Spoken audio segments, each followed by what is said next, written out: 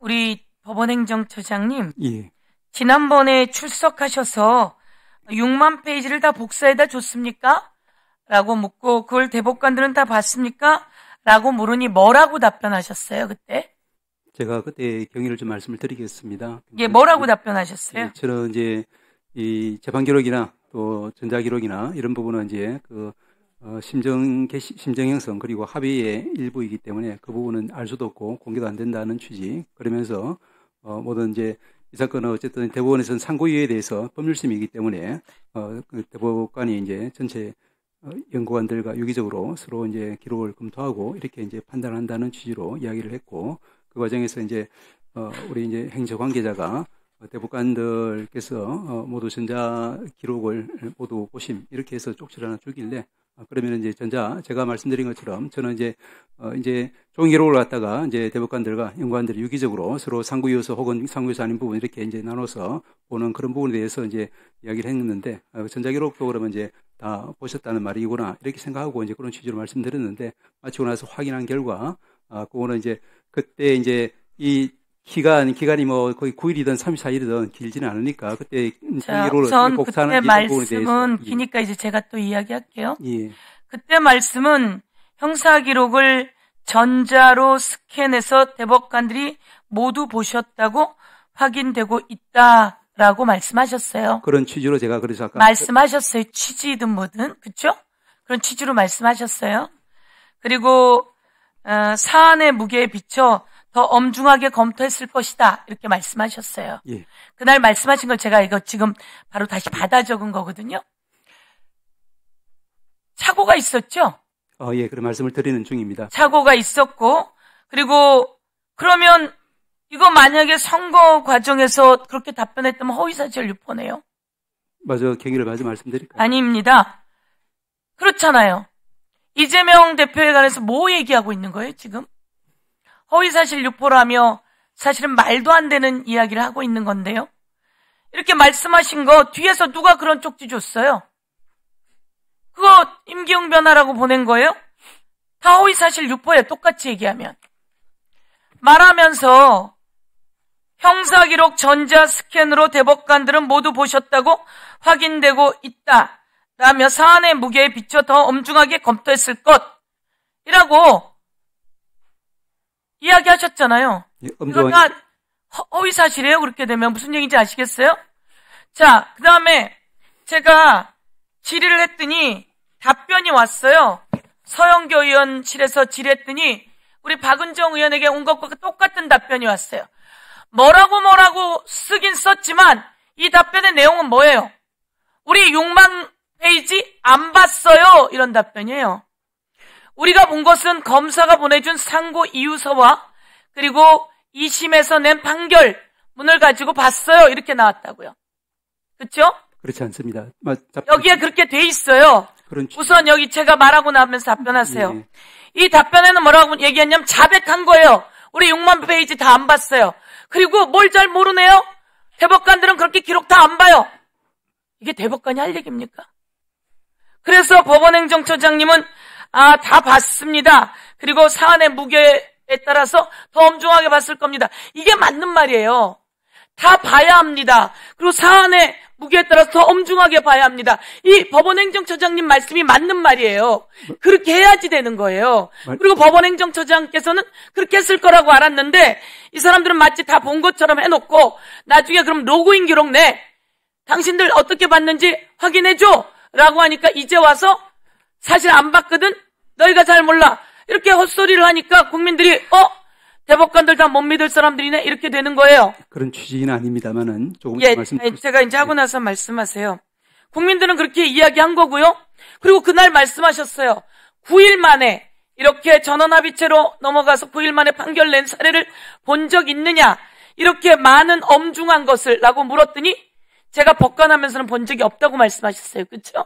개인적 경험은 그렇습니다. 예, 초유의 사태예요. 초유의 사태. 이 초유의 사태를 해놓고 나중에 이 기록도 그리고 판결 낸 내용이 이 법원 대법원장이 덜덜덜덜 떨면서 읽었어요. 과연 다른 대법관들도 제대로 보지도 않고 판결을 냈으니 이들은 법 위반이에요. 그리고 제가 이 내용 보겠습니다. 지금 1분만 더. 네. 선거가 시작합니다. 그렇죠? 예. 그런데 선거가 시작하는데 6월 13일, 15일, 5월 13일, 5월 15일, 그리고 5월 20일, 5월 27일, 6월 3일, 6월 3일은 투표하는 날이에요. 거기에 이재명 선고가 있는 날이에요. 이거 말이 돼요, 안 돼요? 선거 결정되기 전에 이제 이루어진 선거 결정되기 전이더라도 예. 이거에 대해서 전부 다 문제 제기할 거 아니에요? 그럼 오히려 대법원에서 행정처장께서 나서서 이런 거 지금 선고 기일 변경하는 게 맞다 이렇게 얘기되는 거 아니에요? 저희들은 관여할 수는 없습니다. 관여할 수 없다니요. 선거 기일을 만들고 이런 것들을 같이 논의해야죠. 그러려면 뭐하러 법원 행정처가 있습니까? 오늘 이루어졌던 것처럼 개별재판부에서 여러 가지 상황을 보고 개별재판부는 대법원장의 지침이 있었을 것 같아요. 그래서 바로 기일도 잡았던 것 같아요. 그런데 화들짝 놀랬겠죠. 이렇게 강력하게 나오고 국민의 민심이 확실하게 떨어져 나가는 걸 보면서 대법원에서 확실히 놀랬겠죠. 그렇지 않습니다. 확실히 놀랬겠죠. 그렇지는 않습니다. 선거 개입 아닙니까? 그렇지 않습니다. 5월 15일 잡은 거 선거 네, 개입 아니에요? 정리해 주시죠. 제가 확실히 이야기할 텐데요. 선거 개입이에요. 그리고 직권 남용이고요. 직무유기고요. 그래서 이거는 정치 중립의 위반이에요. 그게 위반인지 아닌지 다시 한번 돌아보세요. 그래서 여러분은 법적인 책임을 져야지 되는 거예요. 그걸 대법원장이 주도했어요. 그러면 안 되죠. 판사님들의 말씀처럼 사퇴해야 된다라고 이야기하셔야지 법원행정처장의 위치에 맞다 이렇게 저는 생각합니다. 말씀마저도 해보세요. 답변해도 되겠습니까, 위원장님? 예, 맞습니다. 발언 시간 종료 후에 발언권 여부는 위원장의 권한입니다. 네. 하실 말씀 있으세요? 예. 네, 하세요. 예. 서 의원님 말씀하신 것 관련해서 이제 아까도 말씀드렸지만 이제 제 취지는 그리고 제가 처음부터 이야기를 했던 부분이 예.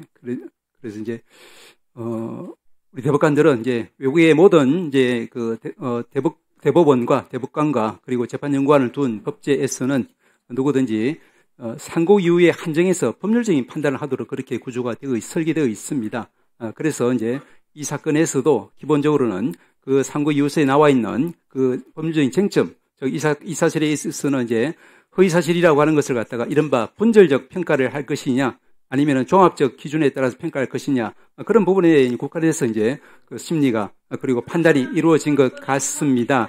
그래서 그 관련한 부분에 대해서 이제 당연히 대법관은 이제 기록을 볼 거고, 그렇지만 그와 무관한 그 기록 전부에 대해서는 아까 말씀드린 것처럼 이제 수많은 이제 전속 또 공동조 연구원이 이제 유기적으로 이제 대법관을 보조하는 차원에서 기록을 검토하고 이런저런 수시로 또 보고를 하고 이렇게 해서 저희들은 이제 힘들지만 그렇게 해서 지금까지 오랜 기간 동안 대법원이 유지가 되고 있습니다. 이 부분은 이제 설령 대법관을 얼마나 늘리든 그 상관없이 저희들은 이제 서영기 의원님, 질의가 끝났거든요. 예, 지금 본인이 발언을 하시면 안 됩니다.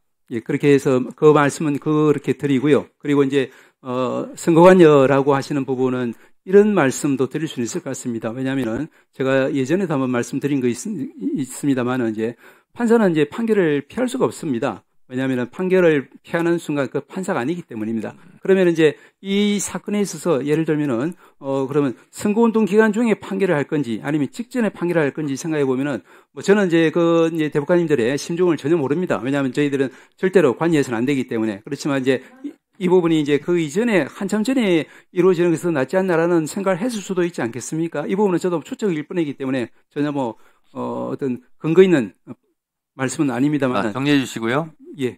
법원행정처장님. 예. 지금 법원행정처장은 법과 양심에 따라 독립적으로 재판을 하는 판사들에게 어떠한 말도 하면 안 된다 이런 입장이죠? 개입하면 안 됩니다. 네, 그렇습니다. 그런데요. 지금 이 대법원 사태에 대해서 방금 코트넷 법원 게시판에 올라온 현직 판사의 글을 제가 한번 읽어 드릴 테니 이 부분에 대해서도 말씀해 주시기 바랍니다. 현직 판사가 방금 전에 올린 겁니다. 정녕 그 피고인 가로 열고 이재명 후보의 몇 년 전 발언이 계엄령을 선포하여 온 국민을 공포에 떨게 한 전직 대통령의 행위보다 악랄한 것이냐? 지난 선거 과정에서 상대 후보였던 윤석열은 한 터럭의 거짓도 없이 오로지 사실과 진실만을 말한 것이냐? 시민들은 일상조차 제대로 누리지 못하고 차가운 아스팔트 바닥에 앉아 내란 종식을 외쳐야 하느냐? 내란 사태를 끝내고 소소한 일상으로 돌아가고픈 국민의 바람은 집발표도 되느냐? 특정인이 대통령 당선되는 것을 결단코 저지하기 위해 사법부 독립과 법관의 직업적 양심을 정치 한복판에 내팽개쳤다. 이게 지금 현직 판사가 방금 코트넷에 법원 게시판에 올린 글입니다.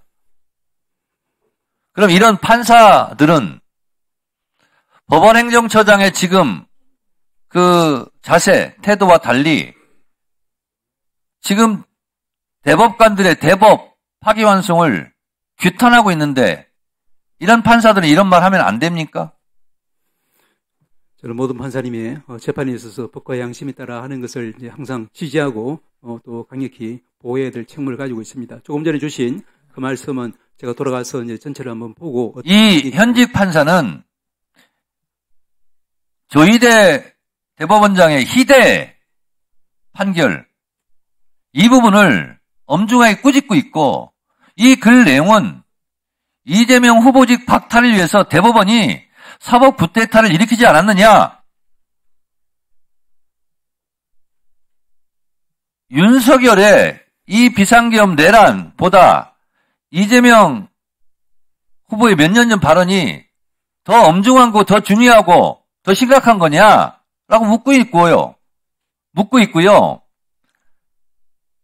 대법관들이 모여서 대법원 얼마 전에 그 파기환송 이거 이대로 이렇게 해도 되냐? 대법관들이 이거 미친 거 아니냐? 이렇게 엄중하게 현직 판사가 꼬집고 있는 거예요. 법원행정처장께서 늘상 말씀하세요. 법과 양심에 따라 독립적으로 재판한다. 그 대법관들이 조희대 대법원장이 법과 양심에 따라 독립적으로 재판했을까요? 저는 그렇게 믿습니다. 정치적 악의를 품고 대선에 개입해서 아니 이재명 후보의 후보직을 박탈해서 다른 대선 후보의 당선을 도우려고 한 짓이 아니라고 생각하는 국민이 몇 명이나 있을까요? 법관들은 정저지화입니까? 법관들이 그렇게 판단하고 판결하면 모든 국민들은 그대로 다 아무 말 안 하고 사법부의 판단을 존중합니다. 라고 지금까지 그래왔듯이 이번에도 그럴 것이라고 생각했나요? 세상 물정 모르고 판사들이 자기들만의 골방 민심, 우물 안에 갇힌 그런 편견을 갖고 했는데 그런 것은 결코 성공하지 못할 겁니다. 이성일 의원님 질의하세요.